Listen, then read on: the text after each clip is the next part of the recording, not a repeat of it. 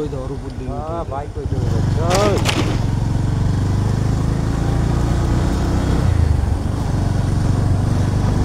আরমান করছি ভাই কালকে কি আর বা বেরোবা বেরোবো না কথা বন্ধু